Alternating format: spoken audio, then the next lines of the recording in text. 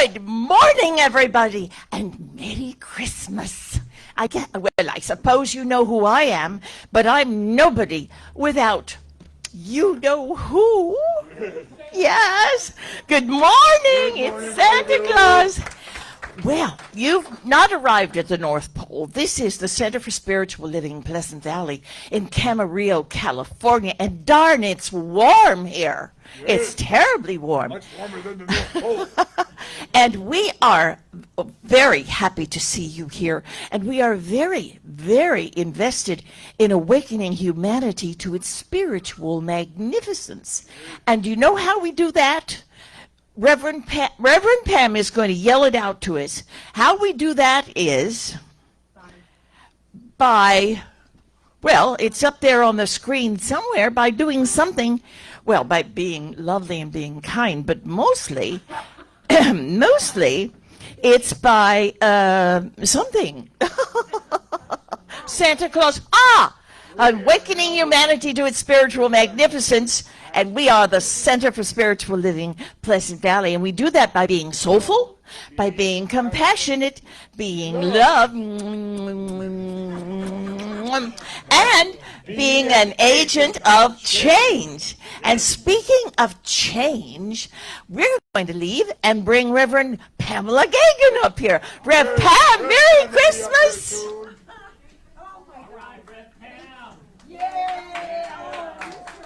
Have a wonderful Christmas, everybody. I know your journey is very, very long, and so that you stop by is an absolute affirmation that the children will get their presents in time. Yes, absolutely. We're going to make sure they're on the nice list, and all of you are. So good work, everyone. Oh, Merry Christmas, and I get a hug from Rose both of and Jean are here. Yes, this is wonderful.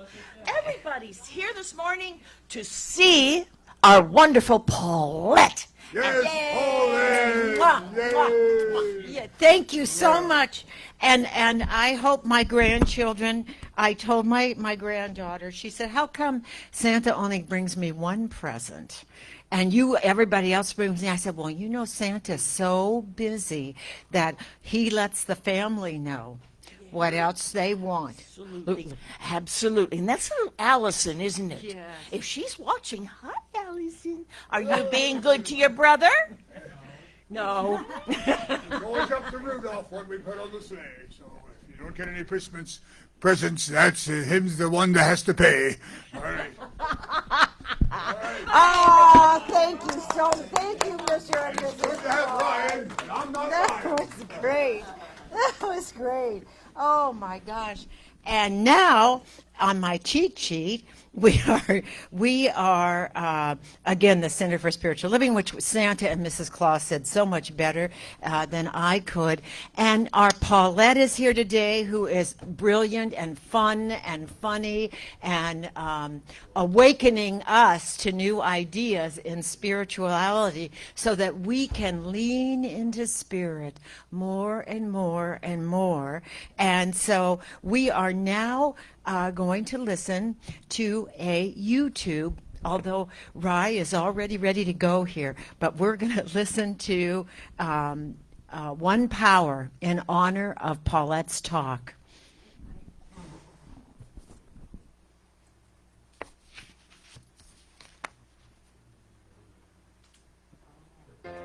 One power, one power, one power,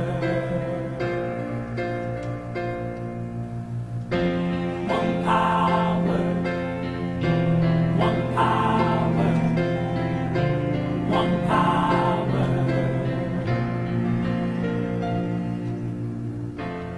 There's one power invisible, and you see it everywhere and every day. One power indescribable, and you speak of it with every word you say. Mysterious until you know the truth, as simple as the love inside of you. Call it God, call it Spirit, call it Jesus, call it Lord, call it Buddha, Baha'u'llah, angels' wings or heaven's door. But whatever name you give it, it's all one power, can't you see? It's the power of the love in you and me. One power, one power, one power, one power.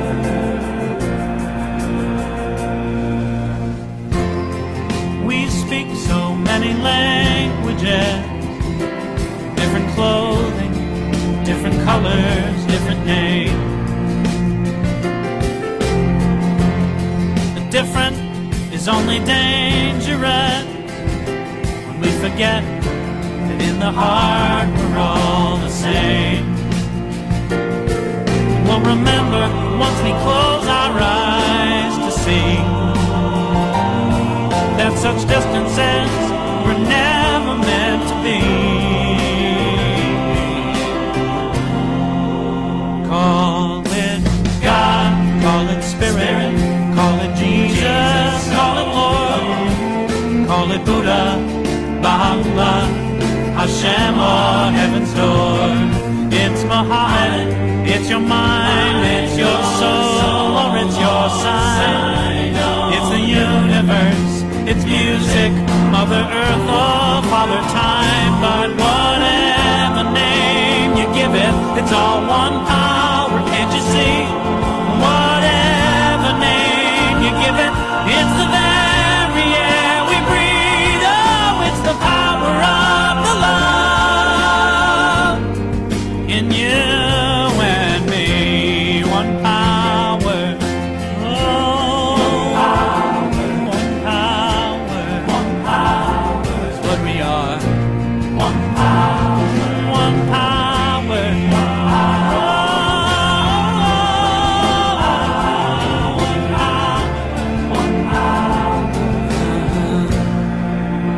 it's the moment of creation. It's an everlasting peace. It's the freedom of forgiveness. It's the sweetness of release. It's the joy of inspiration. It's the sunshine on your face. It's the birthright of all nations. It's the boundlessness of space. It's the beauty of a baby, the serenity of sleep. It's the anger we abandon, for it's love that's most deep. It's one power. It's one power. What we are is one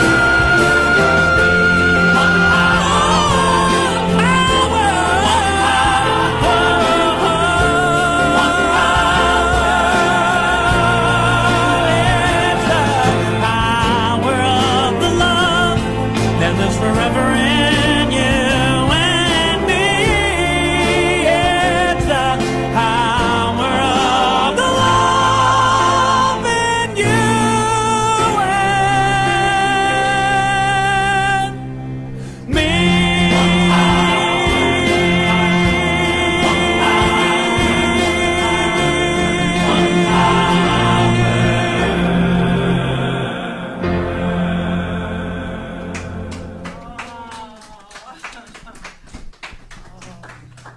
Thank you, Ryan. Thank you for continuing to make the set beautiful. And I want to thank, I think mainly Marcia and Sandy Fitzgerald, am I correct, in making our sanctuary so pretty and so festive. Thank you so much. And I also want to, I haven't seen her for a while, and I'm really happy she's here, both of you, but Jean Parcher, it's her birthday month. And so, if I'm correct, your birthday's in December, and so we're really happy to see you and Rose both back. So wonderful to be with you. And we all, yeah, and we all got, 90, 91, but who's counting? So now, I loved one. Oh, yes. Yeah, oh. And I'd like to point out, a lot of people wore red today, which is funny. I mean, I guess we all got that. And the tablecloths are red, blah, blah, blah.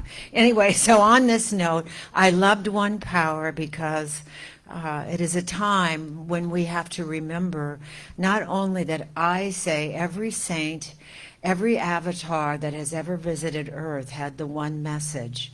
And I even asked Swami this, Krishna, Buddha, the Christ, it was to bring the Christ consciousness, which is that message of love. And I just want to tell you I just remember a really fast story. My granddaughter Allison, this is the second time I've mentioned her, said to me, well, what was Mary and Joseph's last and Jesus's last name? And she said, is it Christ? And I said, no, the Christ is a title. And you try to tell a 7-year-old this. And it's a title of the Christ consciousness, the love that's within you. And she said, well, what was their last name? And I said, there were no last names. Where they lived. So they were Mary, Joseph, and Jesus of Nazareth.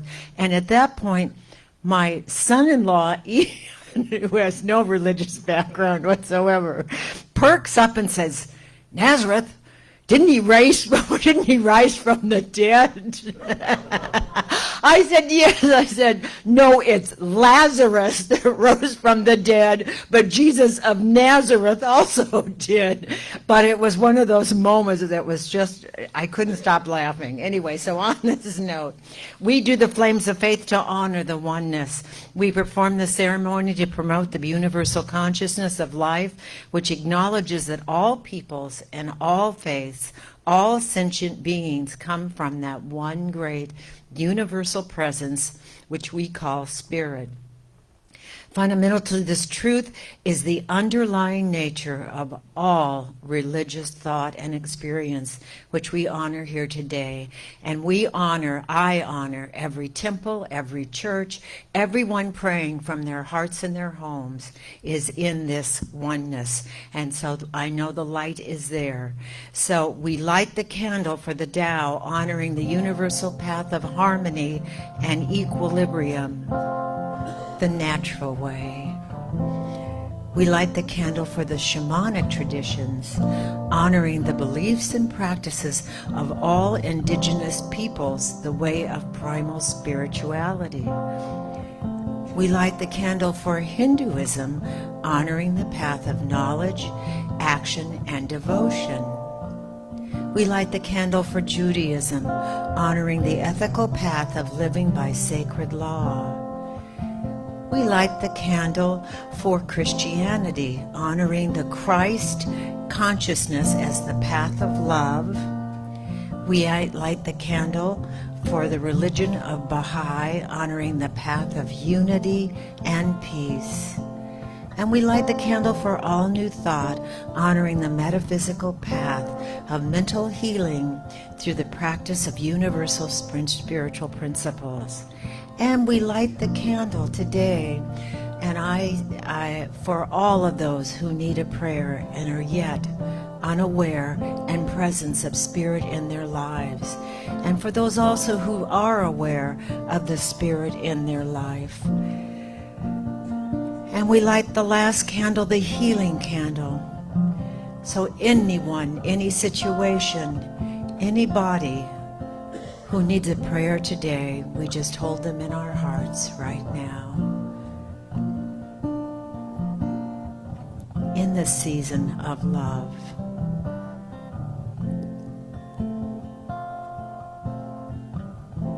And what I know for sure right here and right now is Paulette talks about oneness today and its power and its presence. Each unique individual spark that is within us, we're all part of the one, the one, the one. I call it Spirit Divine.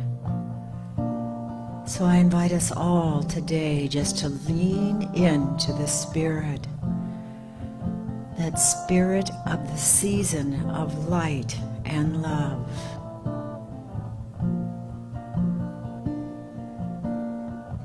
Into the flame of Spirit's eternal love and faith, and allow it to pour forth from each heart this season and all seasons. And I let this prayer go. I give great thanks for it all and the revealing for it all. And I welcome our wonderful Ryan. Thank you so much, honey. Happy Sunday. Happy December.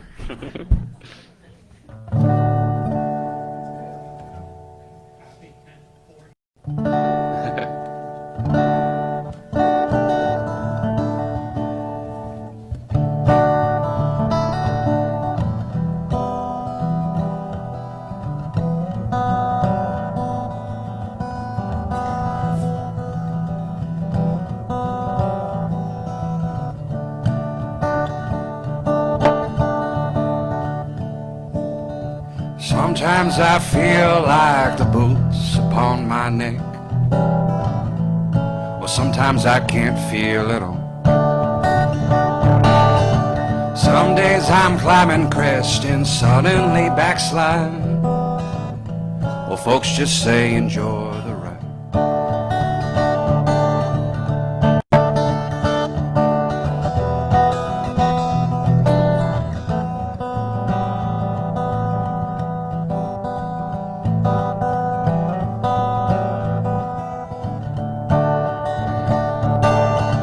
Might have some trouble trying to slip on into gear when your teeth are chipped and nearly sheared. And when you're drowning, all you want is air, but it's bottled up, so pay the fare. Someday soon you'll be back on that road. Woe to the places you will go. But till then, you must corral the blues. Realize you've nothing left to lose.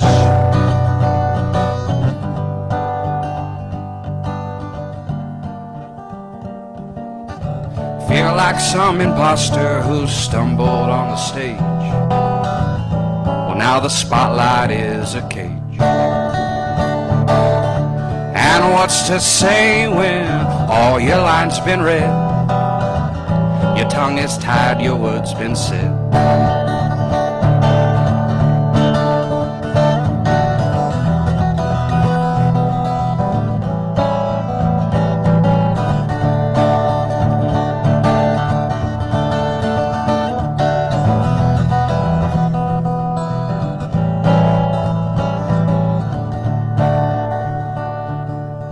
When all your build starts to slip into the sand, brace it best, the best you can. Maybe if you go and try another point of view, things might just shift a softer hue. 'Cause pretty soon we'll be back on that road. Woe to the places we will go. But till then, you must corral the blues. Realize you've nothing left to lose.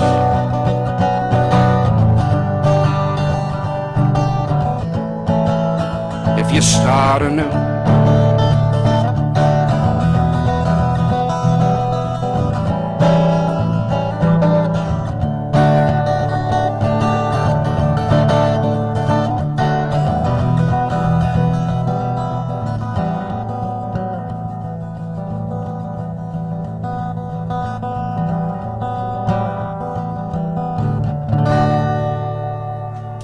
thank you.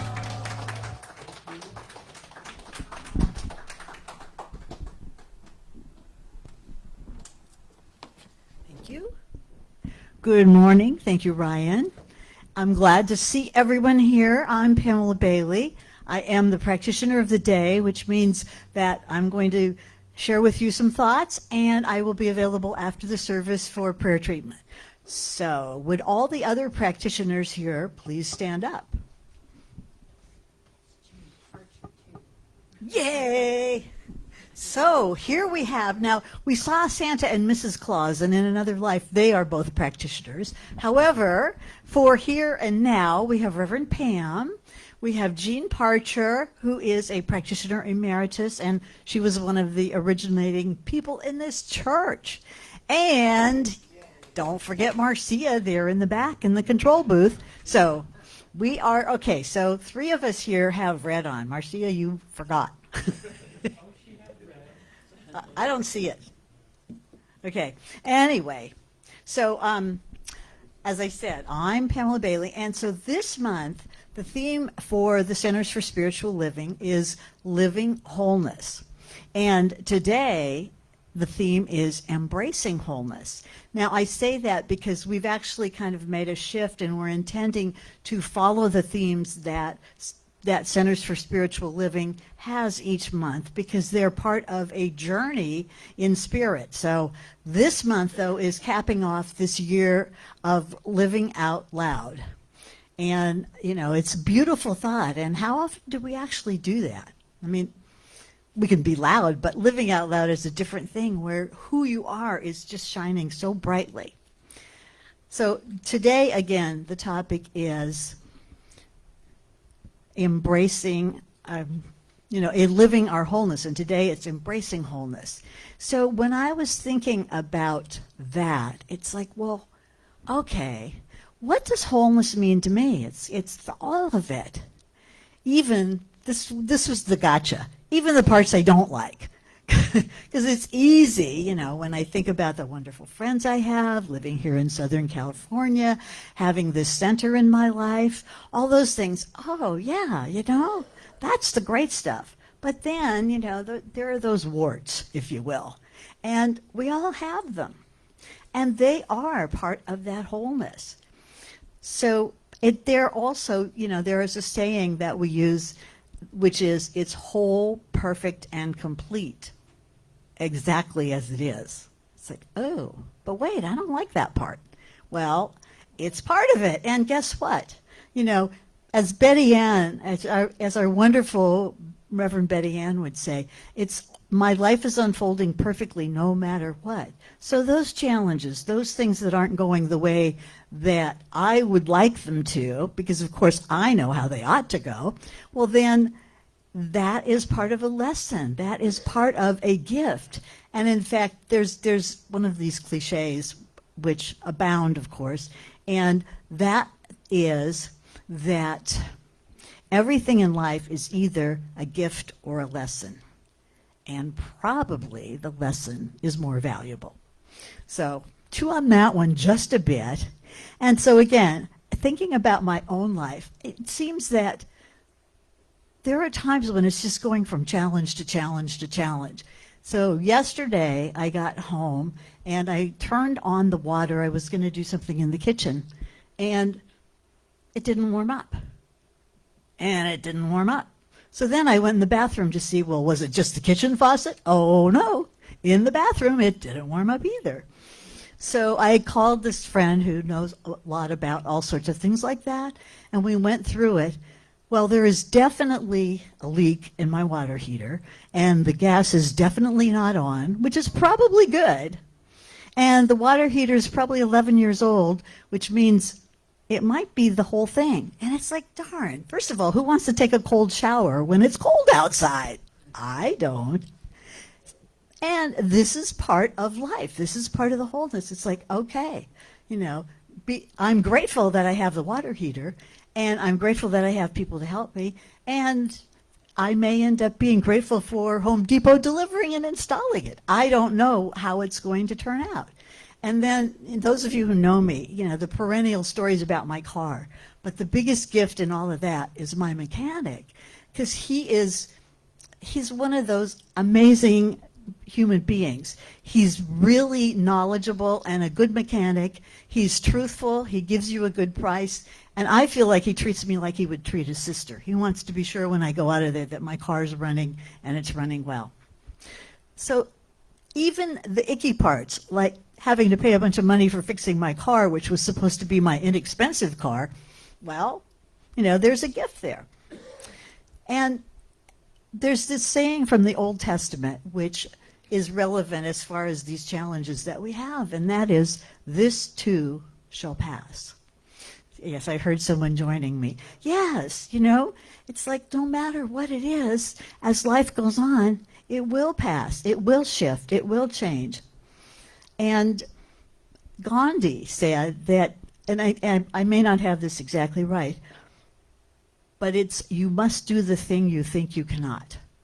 And staying with it and not being really annoyed by these things that happen in life, sometimes it's like, wait, why do I have to do that?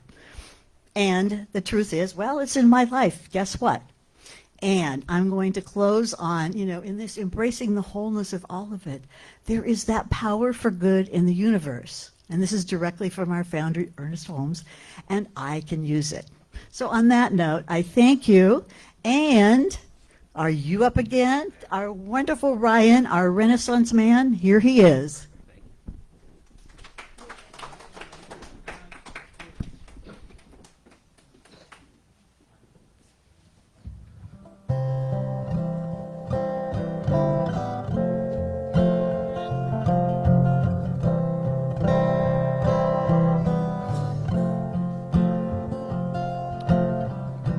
Imagine there's no heaven. It's easy if you try. No hell below us. Above us only sky. Imagine all the people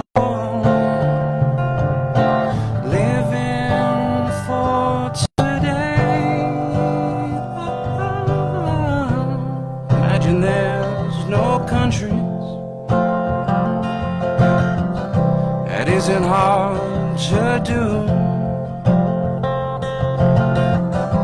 Nothing to kill or die for, and no religion too. Imagine all the people living life in peace. You might say I'm a dreamer, but I'm not the only one.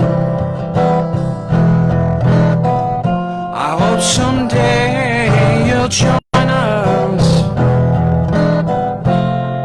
and the world will live as one. Imagine their possessions. I wonder if you can. No need for greed or hunger. A brotherhood of man. Imagine all the people sharing all the world. You might say I'm a dreamer, but I'm not the only one.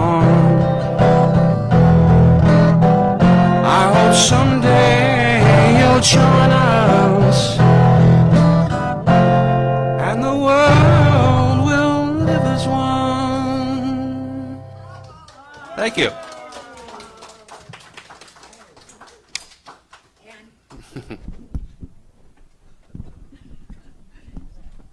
And now our amazing Paulette Jones. The brilliant, entertaining star. You're amazing. I love you. I love you. I love you. I love you. I love your guts. You know what? Today, I come in here and I recognize This is a microcosm of the beloved community. We're going to talk a little bit about the concept of the beloved community, but I see it here. I witness it every time I come in here. This is a sacred space, and it is made sacred by the love that we share. We come together. I see the love in people's eyes as we hug and caress each other and tell each other how much we love each other and how much we appreciate each other.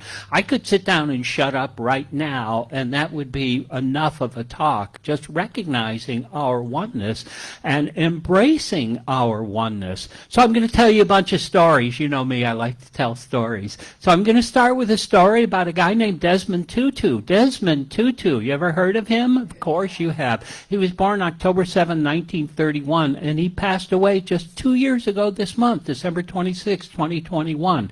He was an amazing individual, and there are some important dates to remember about Desmond Tutu.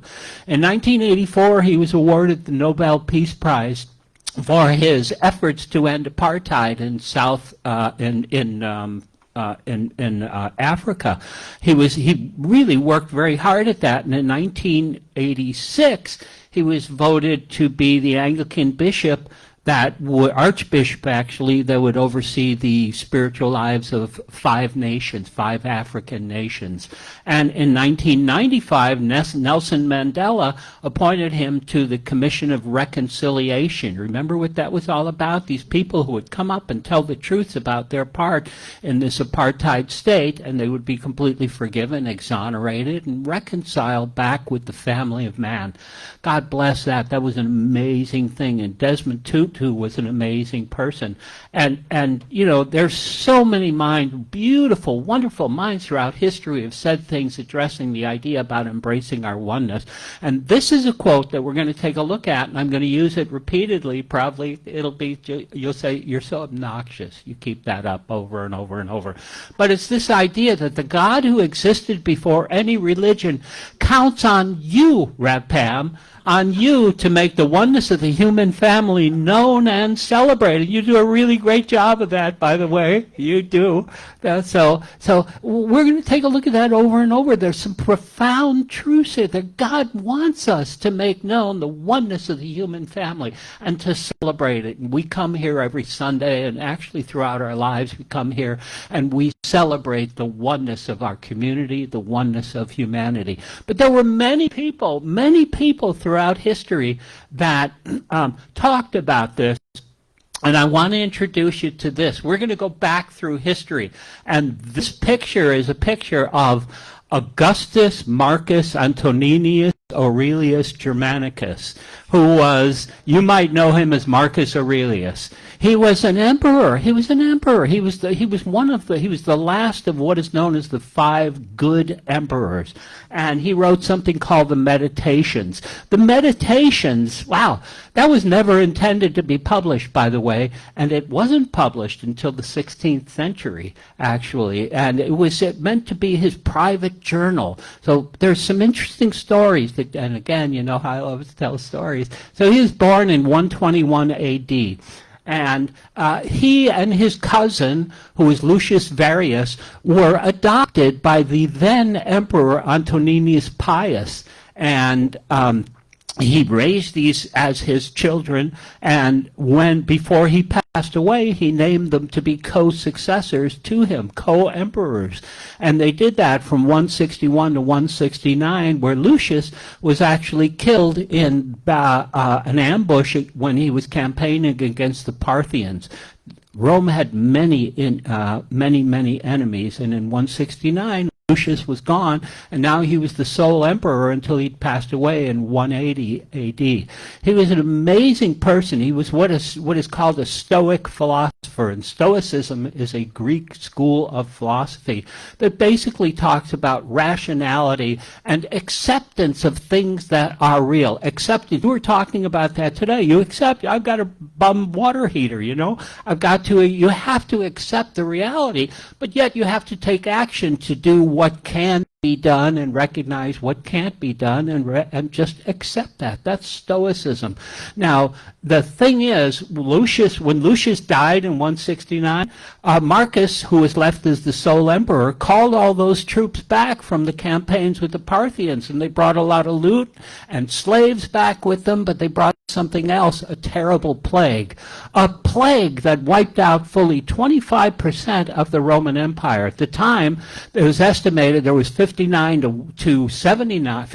to 79 million people living in the Roman Empire. So 15 million to 19 million people were wiped out. The troops were devastated, the population was devastated, and the Germanic troops were up north. These tribes decided, hey, they're really weak. This is a time to engage with them. So they started to invade from the north. Marcus had no choice. He was a Stoic, right? He had no choice. He had to go answer this with his troops, bringing his troops up to Germania, and he campaigned. He won several major battles, which is how he got the name Germanicus.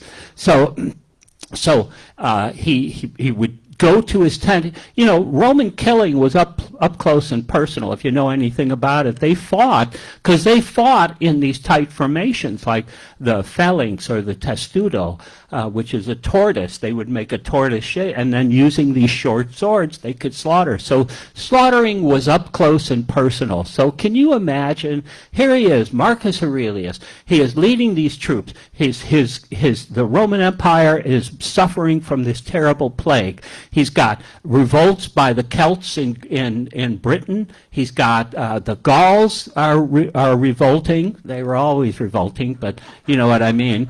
So, and all these Germanic tribes and the Parthians. So he had all this on his mind, but he was able to put it aside to recognize the oneness of humanity. And he came up with this quote: "All things are linked with one another, and oneness is sacred. There's nothing that is not interconnected with everything else, for things are interdependent, and they combine to form this universal order. There's only one universe made up of all things, and one creator who pervades them. There's one substance, one law, namely common reason in all thinking creatures, and all truth is one."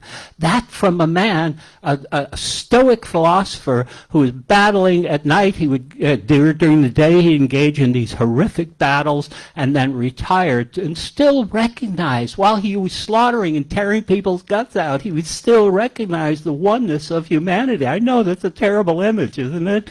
Well, I have some beautiful images for you. So let's go on and take a look at the next one. So you can see throughout history, all of this stuff, that people recognize the oneness of humanity. The Stoic philosophers certainly did. And I want to talk to you about what I started to talk to you about was beloved community. The beloved community was a term that was created by a guy named Josiah Royce. You ever hear of him? Royce Hall in UCLA is named after him. Josiah Royce, he was a theo-philosopher in the early 20th century, and he created something called the Fellowship of Reconciliation. Dr. Martin Luther King was a member of the Fellowship of Reconciliation, and he created this term about the beloved community. And what is the beloved community? Well, as I said right here, we've seen examples of it every time we step in through this door. It is a community where people have evolved, and that homelessness and hunger and poverty cannot exist because governments have evolved and have moved past it, and they just won't allow that in the name of decency and in the name of the oneness of who we are. So Martin Luther King in 1963, he's doing this sermon, he's talking about our oneness and the love that we have for each other and the idea about the beloved community. And so he said, with every ounce of our energy, we must continue to rid this nation of the incubus of segregation, but we shall not in the process relinquish our privilege and our obligation to love. While abhorring segregation, we shall love the segregationists. This is the only way to create the beloved community. The beloved community can only exist in light, and light is love, and darkness avoids the light, because darkness cannot survive in the light. And every time we step in here, we are sharing our inner light, which is the love that we have for each other. So I'm zipping through this. I've got so much to say, and it's really like trying to get 20 gallons in a 10-gallon hat. You know what I mean? So there's that idea about Dr. Martin Luther King. But there's other people. This image, by the way, just as an aside, was generated through AI. I just went in, I described what I was looking for. I wanted to talk about these three people. It took just a few seconds, and it generated this. So if you want AI, it's free all over the place. Bing.com is one. I'm doing a commercial for Microsoft here. Never mind. But they are part of the oneness of humanity as well. So here we've got the idea. First of all, we'll talk about this guy in the middle, who is Aristotle. Aristotle wrote a lot of stuff, but one of the documents he wrote was something called the Nicomachean Ethics. And in the Nicomachean Ethics, he talks about happiness, Wait, I hope I didn't miss a slide. It seems like I did. Nicomachean Ethics. He wrote about this idea about love and about happiness, and how the only way to achieve happiness is through our connection with someone else, right? With the world around us, with the world as it is, and with everyone we come in contact with. That's how we gain happiness. We cannot gain happiness in solitude, according to Aristotle. And he was a pretty smart guy, I think. But I want to talk to you about this other guy over here, Leonardo da Vinci. What has Leonardo da Vinci got to do with our oneness? Has anyone ever seen a painting or a picture? It's actually a sketch called the Vitruvian Man. That's the image of the guy standing out here, and there's a circle around him, and around that circle is a square. Now, Euclidean geometry, which is, back to the ancient Greeks, had this concept about squaring the circle. And the idea was to start with a circle and then create a square with exactly the same area. And they struggled with that for thousands of years, actually. And it wasn't actually proved until the 19th century that you can't do it. Now, it's a long mathematical proof that I studied when I was in calculus, but I never understood it, to be honest. But at the basis of it was the idea of pi. An area of a circle is pi r squared. Well, pi is a transcendent number. What mathematics? It's an irrational number. It doesn't make sense, and it goes on forever. So you can never, something very mysterious about a circle. You can never, ever absolutely determine the area of a circle. You can come pretty close, but you can never get it. It's impossible because of the idea of pi. That's an oversimplification of the theory. But here's what it's all about. Squaring the circle. If you hear that term, what it basically, since the mathematical proof came out in the 19th century, it's taken on a colloquial meaning doing that which cannot be done. You mentioned that today. So squaring the circle, if you say, oh, you're squaring the circle, you're doing something that most people would say just can't be done. We do that all the time, right? We practice unconditional love. We are squaring the circle. And it came out with that idea.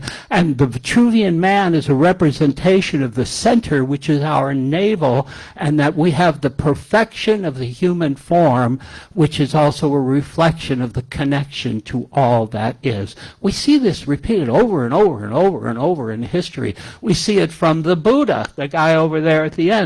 Buddhism is based upon four noble truths. The truth of suffering, the truth of the cause of suffering, the truth of the end of suffering, and the truth of the path to the end of suffering, the way of the Bodhisattva. But there's these three foundational beliefs. There's this idea about part-whole dependence, which we'll talk about, conceptual imputation, that means things only have the meaning we give them, and the idea of dependent origination, the idea of cause and effect. We're not going to talk about those, but I do want to talk about this idea about our oneness, and the idea here that Buddha put out, that is one of the foundational beliefs. And the idea here is that we only get meaning. We only have meaning in life from our connection to other things. And here's a metaphor. Take a sunshade that you have in a car. outside of the car, that has no meaning at all. It is totally useless, and it gets its meaning when it is integrated into the overall vehicle. Same with like a steering wheel. That has here's a steering wheel. I thought you were getting me a car. No, that's as close as you're going to get. That has no meaning to it at all. Just the same as we have no meaning in a vacuum without our relationship to everyone around us and to the world in general. Absolutely amazing, and we see it repeated over and over throughout history. I did miss a slide here. Somehow I skipped over a slide. There's one missing. Okay. All right. Well, it was about the Declaration of Independence. I won't go into that much, but I'll just give you a little brief about that. The Declaration of Independence. You know, we celebrate July 4th, 1776, as the founding of the founding of America. But what? Not much really happened on July 4th. Oh, lights went out. So not much really happened on July 4th. It wasn't the date that the Continental Congress approved the final wording of the Declaration of Independence. That was July 2nd. And it wasn't the date it was written by Thomas Jefferson with input from John Adams and Benjamin Franklin. It wasn't that date either. That happened in June of 1776, and it wasn't when the Revolutionary War began. That happened in April of 1775, and it wasn't the date it was presented to King George. That didn't happen until November of 1776. So what happened on July 4th, 1776? Not much. Not much. A few of the delegates had signed it, and they affixed July 4th as the date on it. But at that time, don't forget, in 1775, King George had told the British Army that they were to seize all of these people, George Washington, John Adams, Thomas Jefferson, and hang them by the neck till they were dead for sedition. So they were running in and out of Philadelphia, and it was really scary, and so it didn't get signed until August 2nd. It finally got signed by all. But the problem was, on July 4th, it had that affixed, and so newspapers of that day were called broadsides. We have something called the Dunlop broadsides, and that was, at that time, it was just one page printed, and it had affixed the date of July 4th, and it was distributed widely throughout the country, the colonies, which would eventually become states. And so it was about embracing our oneness. We hold these truths to be self-evident, that all men are created equal, endowed by their Creator with certain unalienable rights, among these life, liberty, and the pursuit of happiness. For the first time in the history of humanity, a government had come together and talked about happiness and talked about our oneness, that we are all bound together. And it's set up what would become the United States of America. It created the Equal Protection Clause of the Constitution, and it really gave birth to a nation that was built upon our oneness, the oneness of humanity. Marcia, are we able to go back to the picture of the six-legged critters here? Marcia is really working hard back there. I'll just, since I can't seem to find it. Oh, there we go. Larry, and Curly, you might call them. What do they look like? They are actually locusts, and you can tell that because of their color. So I want to talk to you about the metaphor of sprouting wings and flying to your higher self when you recognize the oneness of humanity. But how is that demonstrated in nature? See, it goes beyond the oneness of humanity. Consciousness links all of us together, all living things together. Consciousness brings us together. And the collective consciousness that is associated with these guys, you see, all locusts are grasshoppers, but not all grasshoppers are locusts. They all start out as grasshoppers. And when there is an overabundance, like after a big rainy season, they would collect and they'd start feeding, and something would happen. They would transform. Their consciousness would transform. And when they come in ways we don't understand, all we know is that they come in contact with each other's hind legs, and some amazing transformation. If someone comes in contact with my hind legs, there's going to be plenty of transformation going on there. But basically what happens is they transform. They start to swarm. Normally grasshoppers are fairly creatures that stay alone, but in this case, when there's an overabundance, they start feeding. They go into a feeding frenzy, and their bodies actually change. They actually change colors from the normal brown of a grasshopper, kind of a muddy brown, to yellows and greens and oranges. And they're feeding, and they get ravenous. Their reproductive habits change. Everything changes because they come in contact with this oneness of consciousness, and they eat everything in sight, and when all that is gone, they make another change. They sprout wings, and they can fly up to 100 miles in just a very, very short time. Now, the UN, up until 1963, these hordes had spread from West Africa all the way to India, and the UN has said that a large swarm, say the size of Manhattan, eats enough food in one day to feed 42 million people. 42 million people in one day, that's what these guys eat. The pesticides have controlled that sometimes, but there's still these major swarms. And what accounts for that is the idea that they come together in consciousness, and that consciousness binds them as one, just like our consciousness binds us as one in this amazing thing that we call life. So, Mo, Larry, and Curly, we're going to say goodbye to you for now, but just understand, the point here is the amazing power of consciousness, things that we just don't understand.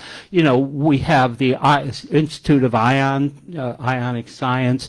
The whole thing is, I think there's a major flaw with the idea is that the major flaw is we don't understand consciousness, and I don't know if we have to evolve before we can really do that. But what we know about it is that consciousness links us all as one. So I've rambled on quite a bit, but I do want to end up with this idea. I will be wrapping it up. It's where we're right back. We have just squared the circle. We're right back to where we began. The God who existed before any religion counts on you to make the oneness of the human family known and celebrated. So my message for you today is go out and make the oneness of the human family known and celebrated. You've already done that. It is a lifestyle for all of these people here that are gathered here today. And again, I see it on display every time I walk through these doors. God bless you. Thank you for allowing me to come here today and to share this wisdom with you. I love you all. God bless you. Thanks. Yay. All right. Thank you. Oh, here, Ryan, you need this? Yes. All right. You sure you don't want me to sing? If you want.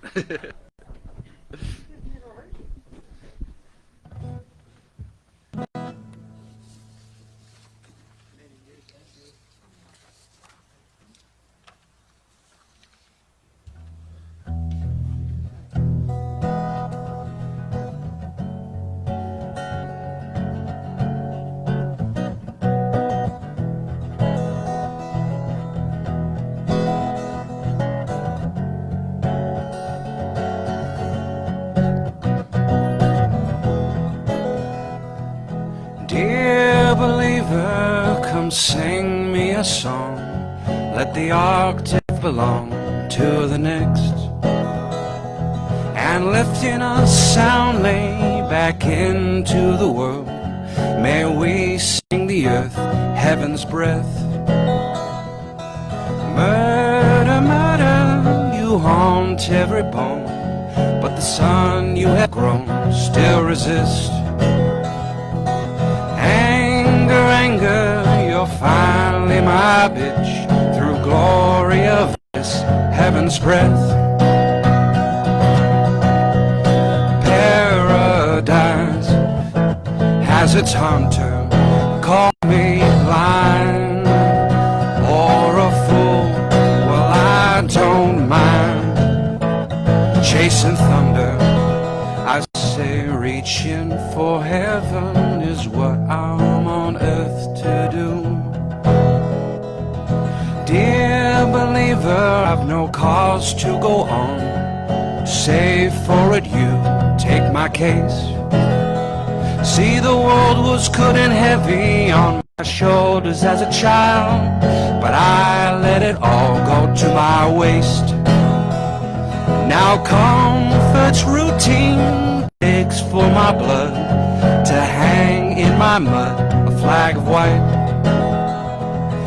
Dear believer of fire and rebirth, may we shine the earth, heaven's light. Paradise has its hunter, call me blind or a fool, no I don't mind. Chasing thunder, I say reaching for heaven is what I'm on earth to do. La da da da, la da da, la da da da da, la da da, la da da da, la da da, la da da da, la da da, la da da da. Dear believer, come sing me a song like we sang upon younger days, when the world was good and heavy on my shoulders as a child, but we let it all go to waste. Paradise has its hunter, call me blind or a fool, well I don't mind. Chasing thunder, I say reaching for heaven is what I'm on earth to do. I say reaching for heaven is what I'm on earth to do. Thank you.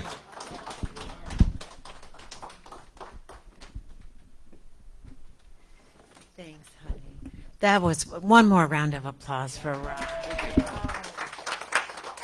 And another round of applause for Paulette. I knew nothing about locusts,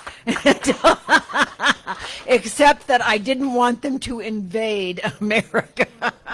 No, just amazing. One more round of applause. Oh my gosh, just amazing. And so now it is time for announcements. And before we even start, and I don't even know if I didn't look at them, Marcia. I'm sorry. She takes the trouble to send them to me. We do have a special Christmas program December 24th. So please don't miss it and come. So here's our announcements. And I would be the announcer here. So what does that say? Heavenly holiday moments.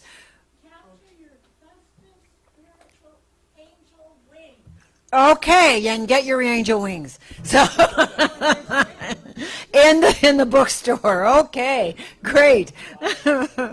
Okay, next Sunday, December 10th, our wonderful Dr. Sue. I was with her last night in Redondo Beach honoring Dr. Moira Fox in her emeritus status. And so join us. She's not a cheap date, but she's so entertaining, too. Go ahead. Next week, and Alberto will be with us. Our wonderful Alberto will be with us next week.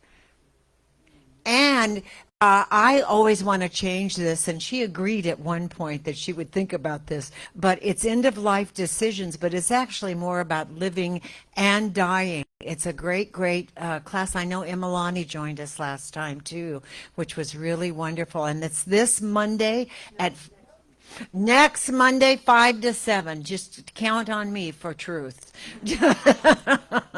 Okay. Oh, and our Swami S. He's going to be here on the 17th, and I love Swami S.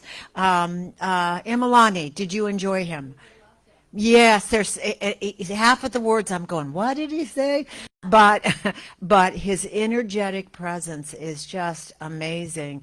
I spent time with Lisa, who is one of his Lisa Coffey, who is one of his devotees, and I said, I think he adores her, but he adores all of us. And she said, "You're absolutely correct." Anyway, so join us sometime. And our bookstore with angel wings, is that what we're talking about? There's wonderful new things happening. Holiday gifts and treats. Go in, be an angel, and get something from our bookstore for someone you love. And very important, donate to our center. This center is, Paulette, thank you so much for that wonderful affirmation that we are a light in this community, and you're part of that. So, you're in this oneness. Thank you so much. Please donate.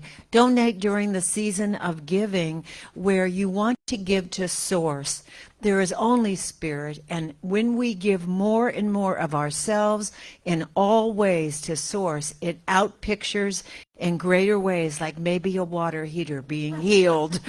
We're going for your water heater being healed. And there's other ways to donate, through credit cards, through Zelle, through PayPal. Please go on our website and check this out and donate to our wonderful center. We're on Facebook. Every Sunday we're on Facebook, and we're on Instagram too. So please join us. If not, here in our sanctuary with all the good juju energy, then join us on Facebook. And thank you so much for being with us, all of you on Facebook and all of you that are here today in the season of love and giving. So now it is time to do our offertory prayer. And I feel like that let's just do it together. Okay. I feel like this is a lot of words. Okay, but let's do it together. I am blessed to give to my spiritual community from my awareness of the one infinite source and substance of all my supply, God consciousness as me. I accept and give thanks that generosity and joy accompany my gift as it goes forth to bless, prosper, and expand the good for one and all. And this is the way it really is. And so,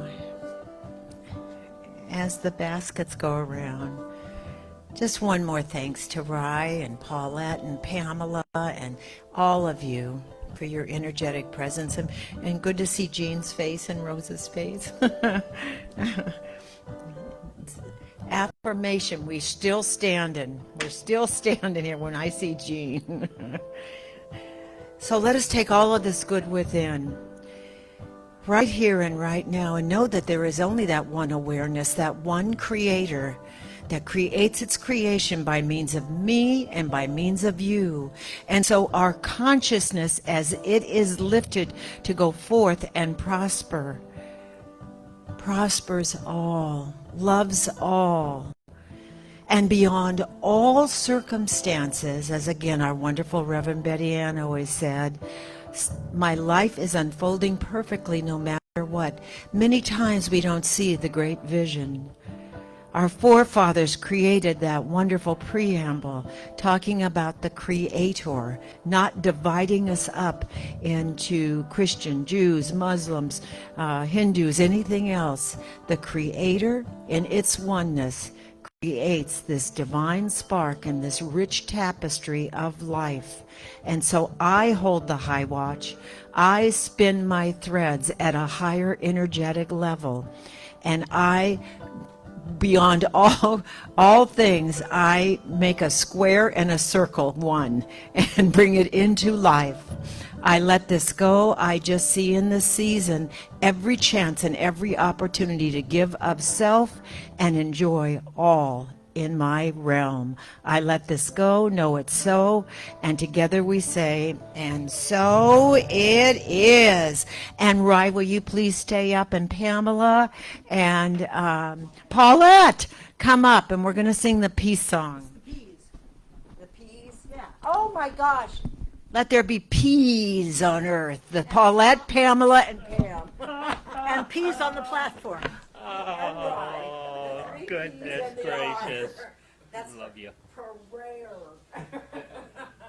Okay. Together.